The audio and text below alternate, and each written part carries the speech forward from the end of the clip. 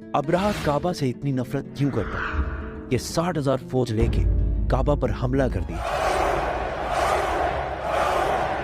क्योंकि काबा पूरे अरब के लिए सबसे मुकद्दस जगह बन चुकी थी। पूरे अरब से लोग मक्का इबादत के लिए आते थे, जिससे चंद लोग बहुत पैसा कमा रहे थे। अब्राहा को इस बात से बहुत गुस्सा आता था कि ये गरीब मक्का वाले, ना इनका कोई बादशाह है ना कोई गवर्नमेंट है, ये क्यों पूरे अरब का सेंटर बन चुके हैं। तो उसने हमले से पहले अपनी सल्तनत यमन के कैपिटल सना में एक बहुत बड़ा चर्च बनाया ताकि लोग काबा को छोड़कर उसके पास आए। लेकिन ये प्रोजेक्ट पूरी तरह फ्लॉप हो गया, जिसके बाद अब्राहा के पास सिर्फ एक ऑप्शन बचा था, किसी तरह काबा को गिराया जाए। अब्राहा किसी बादशाह के घर में पैदा नहीं हुआ था, बल्कि ये रोमन एम्पायर के एक छोटे से शहर के एक छोटे से बिजनेसमैन का गुलाम था। असल में मसला ये था कि यमन और हबशा की लड़ाई बहुत अरसे से चल रही थी, क्योंकि यमन वाज डोमिनेटेड बाय जूज, यहूदी, और हबशा में सारे क्रिश्चियंस रहते थे। तो क्या होना था? तो पहले यहूदियों ने हमला किया और क्रिश्चियन इलाकों में बहुत तबाही मचाई, जिसकी वजह से सुपर पावर रोमन एम्पायर को बहुत गुस्सा आया। तब भी क्रिश्चियंस ही सुपर पावर थे, तो रोमन एम्पायर ने हबशा में अपने क्रिश्चियन भाइयों की मदद करके यमन में यहूदियों की सल्तनत हमेशा के लिए खत्म कर दी। और इस काम के लिए उन्होंने अपने ही गुलाम को भेजा, जिसका नाम था अब्राहा, जो 1 लाख फौज लेकर गया और यहूदियों की तबाही मचा दी। इस जीत के बाद अब्राहा बहुत ज्यादा स्ट्रांग हो गया और उसने यमन को अपने ही मुल्क हबशा से अलग कर लिया। हबशा के बादशाह को इस पर बहुत गुस्सा आया और उसने फिर एक फौज भेजी, लेकिन इस बार अब्राहा के खिलाफ। इस नई फौज ने अपने ही जनरल को कत्ल करके अब्राहा के सामने पेश किया और अब्राहा के फौज में शामिल हो गया। इसके बाद अब्राहा पूरे अरब का सबसे ताकतवर बादशाह बन गया और पूरे अरब में उसका इन्फ्लुएंस फैल गया, सिवाय एक चीज के। हर साल पूरे अरब से हजारों लोग मक्का में काबा के तवाफ के लिए जाया करते थे।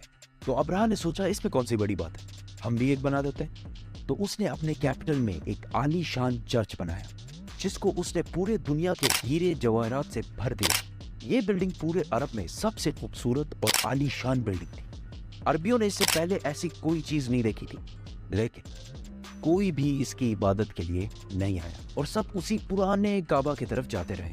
इतना खर्चा और इतना सब कुछ करने के बाद भी जब अब्राहा फेल हुआ, तो उसके पास सिर्फ एक ही ऑप्शन बचा। तो उसने 60,000 लोगों की फौज जमा की और काबा पर हमला कर दिया। अभी तक जितनी स्टोरी हमने बताई है, वो सिर्फ इस्लाम में ही नहीं बल्कि हिस्ट्री में भी लिखी हुई है, जो कि पुराने जमाने के अरबी इंस्क्रिप्शन से उठाई गई है। इन सब में अब्राहा एक बहुत बड़ा बादशाह था, लेकिन उसके मक्का जाने का कोई भी जिक्र नहीं है।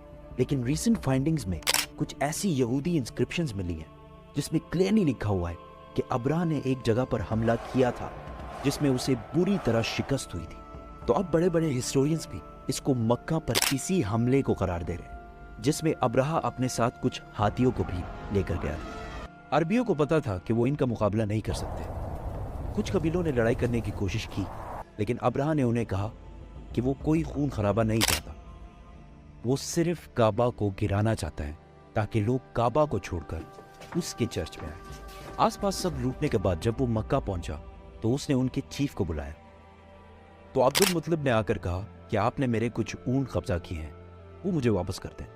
तो अब्राहा ने हंस कर कहा कि मुझे तो लगा तुम बहुत बहादुर शख्स होगे, तुम्हें तो अपने ऊंटों की टेंशन है। तो अब्दुल मुतलिब ने कहा कि मैं सिर्फ अपने ऊंटों का मालिक हूँ, इस घर का जो मालिक है वो जाने और तुम जानो, लेकिन इतना मैं बता दूं, आज तक कोई भी इस घर को नुकसान नहीं पहुंचा पाया। अल्लाह। अगले दिन अब्राहा ने अपनी फौज को हमले का हुक्म दिया, लेकिन उसका हाथी रुक गया और बहुत कोशिश के बाद भी वो नहीं हिला।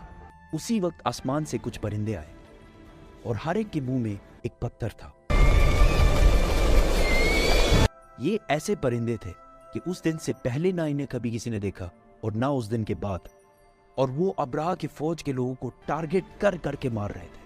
अब इसको बहुत सारे हिस्टोरियंस ने स्मॉल पॉक्स की एक एक्सट्रीम किस्म का है, क्योंकि जैसे ही पत्थर इनके जिस्म को लगता था तो वो खारिश कर करके अपने ही गोश्त को निकाल देते, हत्ता कि कुछ लोगों की हड्डियां तक नजर आने लगी। इस हालत में ये फौज वापस भागी और अब्राहा की 60,000 की फौज तबाह बर्बाद हो गई।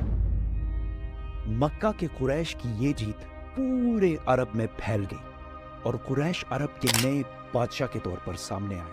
اس واقعے کے بعد پورے عرب سے لاکھوں لوگ کعبہ کے طواف کے لیے اور بھی آنے لگے اور مکہ میں ہر سال اوقاز کا عظیم الشان میلہ سجنے لگا۔ مکہ والوں کی دولت ڈبل ٹرپل آسمان سے باتیں کرنے لگی۔